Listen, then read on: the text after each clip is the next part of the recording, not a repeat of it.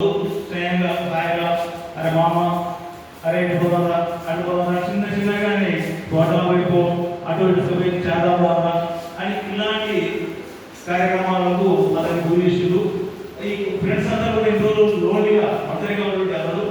ఆత్మజ్ఞానంతో బాధపడతాను. ఈ ఫ్రెండ్స్ అంతా పోయేసరికి ఏదో తప్పిపోతున్నాడు. మీరేదో వాళ్ళ ఆపరిస్థితి నేను రాను అనుకుంటేనే వాళ్ళ బలవంతంగా పోవాల్సి వస్తుంది. అట్లా కాఫీ పిల్లలతో పాటుగా చిన్నగా మందు మొదలవుతుంది, సిగరెట్ మొదలవుతుంది.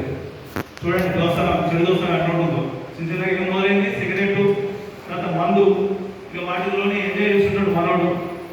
ఆ తర్వాత ఆ సిగరెట్లో గమ్మతైన సిగరెట్ దూరంగా పోయి తాపిస్తుంటాడు. మన గోపాలకృష్ణ చెప్పినప్పుడు అందులో ఏదో సంథింగ్ ఉన్నది, ఇదేదో బాగుందా కానీ భయపడుతుంటాడు. నా మనాలు కష్టపడి చూస్తున్నాడు, నేను ఇది పని చేస్తున్నా అని ఆత్మ అలాగే విమర్శిస్తూనే ఉంటుంది.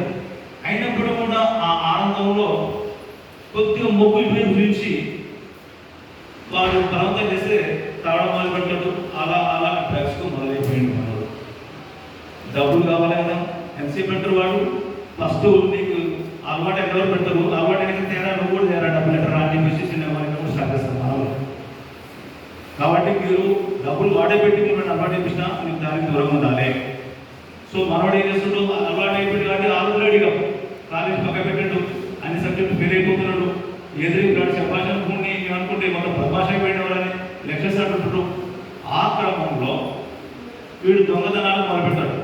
వెనక బండి మీద ముందు బండి మీద జోరు నడిపితే వెనక మీద అంగేడు కూర్చొని ఒంటరిగా ఉన్న మహిళల యొక్క చైన్స్ లాగేటువంటి దొంగ వాటిని పడినాడు. అట్లా ఆ విధంగా అది ఊరిపోతుంది. ఒక సిచ్యువేషన్లో అలానే దొంగతనం చేసిన దొంగ నగెత్తో పోతున్నాడు. వస్తే ముందులో కూడా కర్రతో ఉంటాడు. వాడు అర్థమై ఆ కర్రతో యాసండి. సో అప్పుడు ఆ బండి ఆ స్పీడ్ ఉన్న బండి ఈ కర్రకు బ్యాలెన్స్ తప్పి డోమ కింద పడిపోతుంది. ఎంతలో వీడు పోయేకనో ఆ రోడ్డు యొక్క ఎడ్జ్కు తల పోతుంది. అపస్మార స్థితిలో వెళ్ళిపోతాడు. రక్తము కాలిపోతుంది. అక్కడ ఉన్న దోస్తులు పోలీసులు ఫోన్ చేసి హాస్పిటల్స్ పోతారు. పేరెంట్స్ వస్తారు, డాక్టర్లు అంటారు ఇక్కడ చాలా ఊపిరితిత్తులు మూత్రపిండాలు అన్నీ కూడా ఖరాబ్ అయిపోయినాయమ్మా, తనకు చాలా పెద్ద గాయం జరిగింది, బతకడం కష్టమే అంటారు. తెల్లారి చనిపోతారు. తల్లిదండ్రులు అతని మీద పెద్ద ఆశ పెట్టుకోండి. నా కొడుకు తిరుగుతారు సాధారణ శబాష్ అంటే ఇప్పుడు చనిపోయిన శవమైంది.